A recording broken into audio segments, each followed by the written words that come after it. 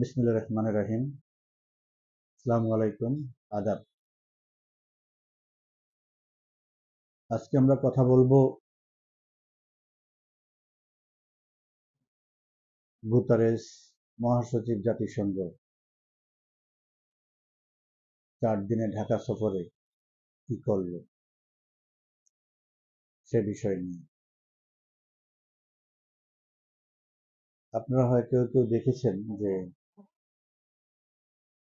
গত 13ই মার্চ আমার একটা এই বিষয়ে ভিডিও প্রোগ্রাম করেছি।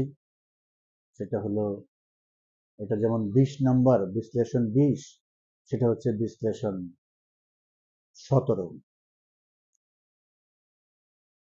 আমি মনে করি যে ওইটাও যারা না দেখেছেন সেটা একটু দেখে নিবেন।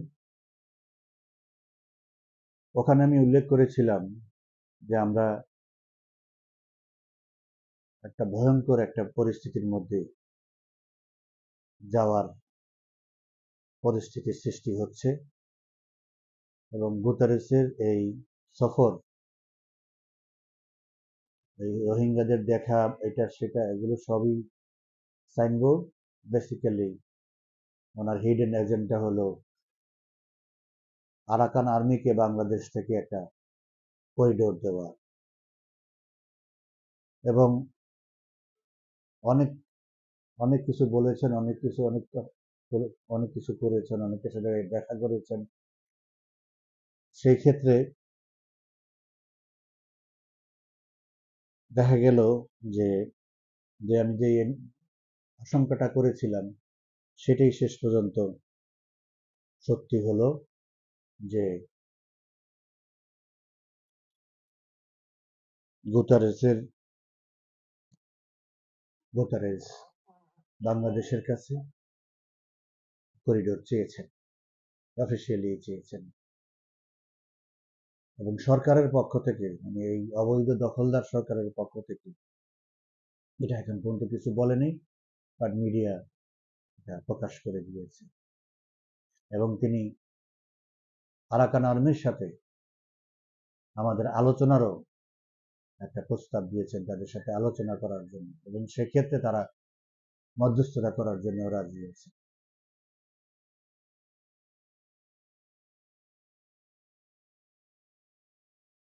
এখন আমি আমার ওই পূর্বের আলোচনায় বলেছি যে এটা এই মুহূর্তে আমেরিকা এখানে সরাসরি ইনভলভ না। এটা গুতারেস এবং ডক্টর ইউনুস এই দুইজনের যৌথ প্রকল্প। এরা এটা আগ বাড়িয়ে করবে, করার চেষ্টা করবে। এটা যদি একটা ফলপ্রসূ অবস্থায় নিয়ে আসতে পারে, তখন তারা এই গুতারেস আমেরিকাকে জানাবে সে বাংলাদেশকে কনভিন্স করেছে, ইউনুসকে কনভিন্স করেছে, এটা এখন সম্ভব, সমস্যা নাই, আমরা এখন এটা স্টার্ট করতে পারি। সেই ক্ষেত্রে ইউনুস কন্টিনিউ করতে হবে, অন্য কেউ আসলে এটা আবার উল্টে যাবে। এই হলো এদের প্রকল্প। তো এটা যদি আমার মতো একজন ক্ষুদ্র মানুষ যেহেতু বুঝতে পারি, যারা ভারত, রাশিয়া, চায়না বা অন্যান্য দেশ, তাদের অনেক বিশেষজ্ঞ আছে, তারা তো খুব সহজে এটা বুঝতে পারার কথা এবং বুঝে।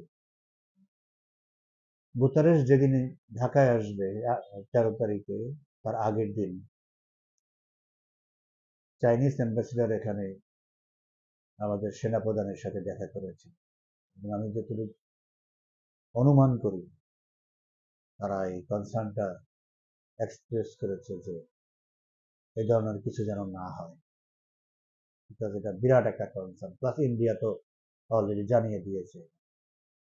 তো আমি মনে করি না যে তাদের এই প্রকল্প সফল হবে।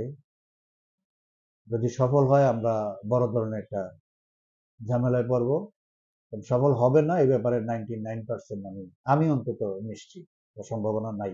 চেষ্টা তো করবি ইউনূস সাহেবকে টিকে থাকার জন্য, সার্ভাইভ করার জন্য, তাকে যে কোনো কিছু করতে সে প্রস্তুত। দেশের স্বার্থ এখানে তার কাছে ইম্পর্টেন্ট। তো কারণ বার্মা এরকম একটা ঘটনা হলে আমাদের রোহিঙ্গা যে আমরা আশ্রয় দিয়েছি এটা চিরস্থায়ীভাবে এই দরজাটা বন্ধ হয়ে যাবে, আর বার্মাকে পরাজিত করতে পারবে না, ওই দিন আর নেই। কারণ বার্মার সবচেয়ে বড় মিত্র হলো রাশিয়া। কয়েকদিন আগেও বার্মার সামরিক জান্তা রাশিয়া সফর করে আসছে, প্রেসিডেন্ট পুতিনের সাথে দেখা করে আসছে, 6টা ঘোড়া উপহার দিয়ে আসছে, এবং তার সাথে অত্যন্ত চমৎকার সম্পর্ক। এটা ওই পলিটিক্যাল রিজন, লোকাল পলিটিক্স না, ইন্টারনাল পলিটিক্স না, এটা হলো ইন্টারন্যাশনাল রিজন যে আমেরিকাকে এখানে রাশিয়া ঢুকতে দিবে না, নো ম্যাটার হোয়াট। তো স্বাভাবিকভাবেই আমেরিকা এখানে ওপেন হবে না যতক্ষণ না পর্যন্ত তার জন্য একটা কমফোর্টেবল সিচুয়েশন না হয়। কোনো কন্টেস্টে সে যাবে না, কারণ কন্টেস্টে যে সে কোথাও রাশিয়া থাকলে বা চায়না থাকলে সে কোথাও টিকতে পারবে না। সো এই প্রকল্পের কোনো ভবিষ্যৎ নাই, এটা নিয়ে আমরা দুশ্চিন্তা করারও কিছু নাই। এটা দুশ্চিন্তা করার বা এটা চিন্তা করার অনেক রথী মহারথী আছে যাদের স্বার্থ অনেক বড় তারা। তবে মাননীয় প্রধানমন্ত্রীও বসে নেই, তার জায়গার থেকে, তার অবস্থান থেকে খুব সিরিয়াসলি এটা নিয়ে সে কাজ করতেছে, কমিউনিকেশন করতেছে যেখানে যেখানে যা দরকার। তো আমেরিকানরা এই ইস্যুতে ওপেন হবে না যতক্ষণ না পর্যন্ত একটা লোকাল সলিউশন না হয়, আর সলিউশন হওয়ার কোনো সম্ভাবনাও নেই। তো গুতারেসের এই মিশন ফেইল। সে সারা পৃথিবীতে এত মানে ঝামেলা রেখে, গুরুত্বপূর্ণ ঝামেলা রেখে সে বাংলাদেশে আসছে ওই রোহিঙ্গাদের সাথে ইফতার করার জন্যে, আর ওই আমাদের দেশের রাজনৈতিক দল আর এই সমন্বয়কদের সাথে বা ওই কমিশনারদের সাথে কথা বলার জন্য ভাবার কোনো কারণ নেই। মূল যে পারপোজটা ছিল সেটা সে আসছে, কথাও বলেছে, আর অলরেডি ইতিমধ্যেই সে সিগন্যাল পেয়ে গেছে এটা অবাস্তব, এবং এটার সফলতার কোনো সম্ভাবনা 1%ও নেই। সো এই গেল একদিক। এখন এটার লোকাল যেই কি বলে বেচা কেনা গুতারেসকে, সেটা হলো যে গুতারেস গুতারেসের রেফারেন্সে ওই শফিক, ডাস্টবিন শফিকের পরামর্শে বিভিন্ন পত্রপত্রিকায় মিডিয়াতে কয়েকটা কথা আসছে। প্রথম হলো যে ডক্টর ইউনূসের সাথে জাতিসংঘ আছে। দ্বিতীয় হচ্ছে সংস্কারকে তারা, এই সংস্কারের অগ্রগতিতে তারা খুব খুশি।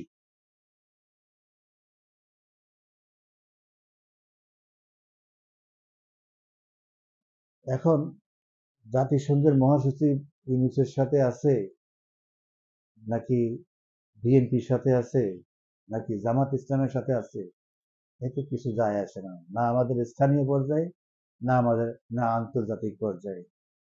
জাতিসংঘের মহাসচিব কাউকে সমর্থন দেওয়ারও কিছু নাই, কারো থেকে সমর্থন প্রত্যাহারের কোনো সুযোগ নাই, তার সেই এখতিয়ারই নেই।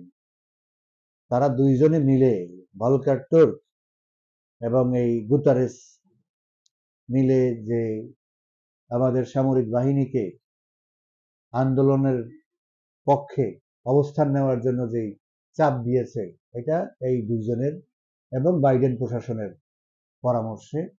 আর ভলকার তুর্ক তার অধীনে, তাকে না জিজ্ঞেস করে এই ধরনের ইনস্ট্রাকশন সে দিতে পারে না। তো এই সিন্ডিকেটটা, এরা মিলেই একটা সিন্ডিকেট। তো তারা সেই গুতারেস আসছে এখানে, ইউনূস সাহেবের সাথে আগেরই পরিচয়, বন্ধুত্বপূর্ণ সম্পর্ক। গুতারেসরা ডিপ্লোমেট, তার সাথে আমাদের প্রধানমন্ত্রী শেখ হাসিনার সাথে অসাধারণ সম্পর্ক ছিল। সে পারে না, মানে সর্বোচ্চ আর কি আছে, সবই তো প্রধানমন্ত্রীকে দেওয়া হয়েছে পুরস্কার, সাউথ সাউথ সেরেস অমুক তমুক, কি না, আর তো বাকি নেই কোনো পুরস্কার দেওয়া প্রধানমন্ত্রী শেখ হাসিনাকে তার সাফল্যের জন্য। এবং যেখানেই গেছে সে বিশ্বের, সেখানে প্রধানমন্ত্রী শেখ হাসিনাকে কোট করেছে উন্নয়নের জন্য, উন্নতির জন্য। সব সময় তাকে জলবায়ু কি বলে, এই প্রতিরোধ করার জন্য, জলবায়ুর আঘাত থেকে দেশকে রক্ষা করার জন্য প্রধানমন্ত্রী শেখ হাসিনার যেসব উদ্যোগ, সেগুলোকে সারা পৃথিবীতে এরা প্রচারণা করেছে। এবং মাননীয় প্রধানমন্ত্রী অত্যন্ত সমীহ করে, বয়সে প্রধানমন্ত্রীর চেয়ে ছোট ৩-৪ বছরের, কিন্তু সেও একসময় প্রধানমন্ত্রী ছিল, পর্তুগালের প্রধানমন্ত্রী ছিল। তাকে খুব সমীহ করে বয়সের কারণে, জাতির পিতার কন্যা হিসেবে, এবং তার সাফল্যের কারণে, যে একটা দেশকে সে কোথা থেকে জিরো থেকে হিরো পর্যায়ে নিয়ে আসছে। এই জাতিসংঘ এই গুতারেসই তো বলেছে বাংলাদেশ হলো উন্নয়নের বিস্ময়, রোল মডেল, এরাই বলেছে। যেভাবে হোক বাইডেন প্রশাসনের বা ওয়াশিংটনের ইয়েতেই তো, মানে এরা এই জাতিসংঘের মূলত এরা উদ্বোস করে। তো তখন যে সরকার আসে, তখন ছিল বাইডেন, তার কথা শুনছে, এখন ট্রাম্প তার কথা শুনবে, এটাই স্বাভাবিক। এদের নিজস্বতা বলতে কিছু নাই। যখনই উল্টাপাল্টা করে তখন ওই ইসরায়েলের মতো হলো, ইসরায়েলের প্রপার মেডিসিন রিমেডি এই সমস্ত, মানে কি বলে, ভোতার সংগঠনের জন্য। জাতিসংঘের মহাসচিবকে ইসরায়েল অবাঞ্ছিত করে দিচ্ছে, এই দেশে ঢুকতে পারবে না। এমনকি গাজায় রিলিফ দিতে গেছে, সেখানেও তার যেতে দেওয়া হয় না, বলছে না এখানে ঢুকতেই পারবে না সে। তো এদের তো কোনো ওই আমাদের মতো দেশ যারা এই দরিদ্র বা ছোট দেশ, এদের কাছে এদের বাহাদুরি, যারা একটু ভালো অবস্থায় আছে বা যাদের সাথে বড় পাওয়ারের সাথে ওতপ্রোতভাবে জড়িত, তারা এদেরকে পাত্তাই দেয় না, জিজ্ঞেসও করে না এরা কে। তো যাই হোক, তো সেই সব কারণে তারা এখানে আসছে। এখন আমি আগের এপিসোডেও বলেছি যে মহামান্য রাষ্ট্রপতির সাথে দেখা না করা, এটা একটা অডাসিটি। সে তার নর্মস ব্রেক করেছে। সে জাতিসংঘের মহাসচিব, বাংলাদেশে সে অতিথি জাতিসংঘের মহাসচিব হিসেবে। এখানে একমাত্র বৈধ ব্যক্তি হলো রাষ্ট্রপতি, সাংবিধানিকভাবে বৈধ ব্যক্তি। তার সাথে দেখা করা তার ফরজ ছিল, সে সেটা করে নাই, বা তাকে সেটা করতে দেওয়া হয় নাই। যে উনি যে একটা অবৈধ প্রশাসনের কথায় চললো, এটাই হলো পক্ষপাতিত্ব। একটা নিরপেক্ষ প্রতিষ্ঠান এখানে পক্ষপাতিত্ব করেছে, রাজনৈতিক আচার আচরণ করেছে। সংস্কার কিসের সংস্কার কমিশন? এর অথরিটি কি? এর ভিত্তি কি? কে করেছে? তাদের সাথে সে সভা করেছে। সে কিছুই জানে না, সংস্কার শুরুই হয় নাই, সেই সংস্কারের অগ্রগতিতে সন্তোষ প্রকাশ করেছে। বুঝেন কত নিরপেক্ষ এরা। বিএনপির মতো দলকে চিট করে ওখানে নেওয়া হয়েছে, বলা হয়েছে বিএনপির সাথে গুতারেস মিটিং করবে। বিএনপির মহাসচিব ওখানে যেয়ে দেখে আরো ৬-৭ রাজনৈতিক দল আর এই সংস্কার কমিশনের এই যারা প্রধান, তারা সহ একটা গোল টেবিলের মতো, তারা তো বিব্রত। আমাদেরকে বললো কি বলে আনলো, আর এখানে গোল টেবিল, কোনো স্পেশালিটি নাই। এবং বিএনপির মহাসচিব স্পষ্ট করে বলেছে যে জাতিসংঘের কাছে তো আমাদের কোনো চাওয়া পাওয়া নেই, আমাদের আভ্যন্তরীণ ব্যাপার। এক্স্যাক্টলি, আই অ্যাপ্রিসিয়েট বিএনপির ওপিনিয়নের জন্য, এটা আমাদের আভ্যন্তরীণ ব্যাপার, তাদের কাছে চাওয়া পাওয়ার কিছু নেই। সাংবাদিকদের প্রশ্নের উত্তরে সে বলছে, that is exactly the position, should be a political party.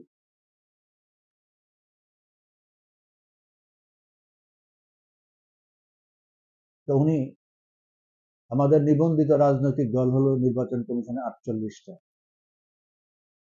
ওই নিবন্ধিত দলের মাত্র 5টা দলের সাথে উনি সভা করেছে, আর 2 দল এদের তো নিবন্ধনই নাই। নতুন যে ছাত্রদের দল হয়েছে আর জামাত, এদের তো নিবন্ধনই নেই।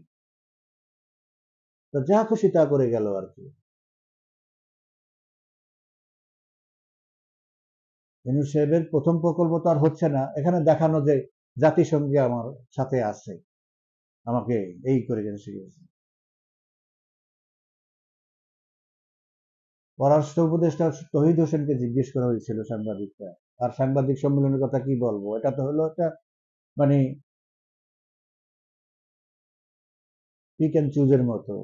ও আগেই বলে দিছে যে কারা কারা এখানে আসতে পারবে, কোনো প্রশ্ন করতে পারবে না, কে প্রশ্ন করবে তারা আগের থেকে বলে দিছে অমুক অমুক প্রশ্ন করবে, কি প্রশ্ন করবে তাও আগে জানায় দেওয়া হয়েছে।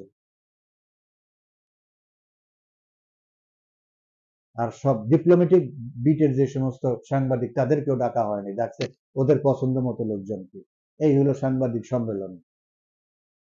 ওই সম্মেলনে তহিদ হোসেনকে জিজ্ঞেস করা হয়েছিল যে, সম্মেলনের পরে জিজ্ঞেস করা হয়েছিল যে প্রধানমন্ত্রী মানে শেখ হাসিনার প্রত্যাবর্তনের ব্যাপারে কোনো কথা হয়েছে কিনা। বলছেন না, এই ব্যাপারে আমরা কোনো আলোচনা করিনি। আর একটা কথা বলছে, প্রফেসর ইউনূস যখন তার সাথে হয়েছে, তাদের সবচেয়ে বড় সমস্যা হইলো এখন মিডিয়া। মিডিয়া বলতে তো এখন বাংলাদেশে তো মিডিয়া নাই, মৃত। মিডিয়া বলতে হলো ভারতের মিডিয়া হলো তাদের নাকি সব ঘুম হারাম করে দিছে, তাদের সব শেষ করে দিতেছে। এইটা বন্ধ করতে পারলেই তারা আর বাকি সমস্যা তারা সমাধান করতে পারবে। তো ভারতীয় মিডিয়া, আরেকটা স্বাধীন দেশের মিডিয়া, গুতেরেস কিভাবে বন্ধ করবে? এবং গুতেরেস আবার নাকি, আমি শুনি নাই সেই কথা বলছে, বাট প্রেস থেকে বলা হয়েছে যে সে নাকি মিডিয়ার অপপ্রচারে উদ্বেগ প্রকাশ করছে। মানে মিডিয়ার অপপ্রচার তো ওদের ভাষায় এটা ইন্ডিয়ার থেকে, তো সেখান থেকে উদ্বেগ প্রকাশ করা হয়েছে, সেটা নাকি উদ্বেগ প্রকাশ করছে। আই এম নট শিওর যে এই কথা বলতে পারে। তো তো মিডিয়া, একটা দেশের মিডিয়ার যন্ত্রণায় অস্থির হয়ে গেছে। আর গত 15 বছর পর্যন্ত শেখ হাসিনা এন্টায়ার পশ্চিমা media, American media, British media, European media, Al Jazeera, Pakistan, যত রকমের মিডিয়া আছে, এই 15 বছর পর্যন্ত শেখ হাসিনার বিরুদ্ধে একটার পর একটার পর একটা কত রকমের কত কিছু কাহিনী বানাইলো, আয়নাগর থেকে শুরু করে কত কাহিনী বানাইলো, কত কিছু মানে এগুলো সবগুলো ফেস করি তো সে 15 বছর 7 মাস কাটায় দিল। এই কাহিনী না হলে আর কত বছর চলতে আল্লাহ জানে। এগুলি তো পাত্তাই দেয় না সে, এগুলি কোন ওয়াশিংটন পোস্ট বা ওই গার্ডিয়ান বা বিবিসি আল জাজিরা কি বলছে, এগুলো তো বলছে যে মিডিয়ার নিউজ দেখে তো আমি রাষ্ট্র চালাই না, সরকার চালাই না। তো এই সামান্য কলকাতার কয়েকটা মিডিয়া বা ইন্ডিয়ার কয়েকটা মিডিয়া মাঝে মাঝে লেখে বা এ করে, এদেরই এদের অস্থিরতা। এখন এই যে আমাদের দেশে একটা কথা আছে, একে তো নাচুনি বুড়ি, তারপরে পেয়েছে ঢোলের বাড়ি, তো তারপর তার কি অবস্থা হবে, তার তো লাফালাফি শুরু হয়ে যাবে। তোরা তো যদি যেহেতু ইউনুসকে পছন্দ করে না, তার কর্মকাণ্ডকে সমালোচনা করে, আর ইউনুসের যখন এটা এটা তার জন্য খুব অ্যাংজাইটি হয়ে গেছে, তাহলে এখন তারা আগে যে স্কেলে করতো এখন তারা কয়েক গুণ বাড়িয়ে দিবে তাকে ডিস্টার্ব করার জন্য, তার মাথা খারাপ করার জন্য, তার যাতে মাথা খারাপ হইতে হইতে তাকে ব্রেন স্ট্রোক হয়ে করে। এই কারণে ওরা আরো বেশি মাত্রায় তারা এই প্রচারণা চালাবে।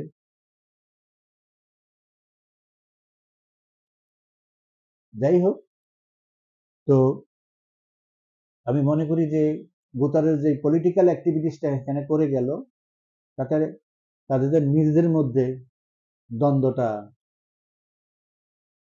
টুকটাক যা আছে তাকে আরো বেশি ইগনাইট করবে। এটার প্রতিফলন আমরা সামনে দেখব। বাট এখানে বিএনপির যে রোলটা খুবই মিস্টিরিয়াস। আমি কালকে না, দু একদিনের মধ্যে আমি চেষ্টা করব বিএনপির যে মিস্টিরিয়াস রোল, বিএনপির যে সুইসাইডাল রোল, এটা নিয়ে আমি একটা অনুষ্ঠান করব। বিএনপির স্বার্থে যাবে কি যাবে না সেটা বড় কথা না, বড় কথা হলো যে বিএনপিকে টিকে থাকতে হবে বাংলাদেশের স্বার্থেই। এটা প্রধানমন্ত্রী শেখ হাসিনাও সবসময় চাইছে বিএনপি একটা আধুনিক মুক্তিযুদ্ধ ভিত্তিক গঠনমূলক রাজনৈতিক দল হিসেবে টিকে থাকতে হবে, এটা সেও চাইছে। আওয়ামী লীগ কখনোই মনে করে না তার যে রাজনৈতিক ইতিহাস, ঐতিহ্য এবং রাজনৈতিক যে লক্ষ্য, তার সামনে বিএনপি কোনো সময় কোনো বড় প্রতিদ্বন্দ্বিতা সবাই। এখন একজনে বলে যে আমি, যেমন বাংলাদেশ গার্মেন্টসে আমরা দ্বিতীয় অবস্থানে, 1 নম্বরে কে? চায়না। তো পার্থক্যটা কি?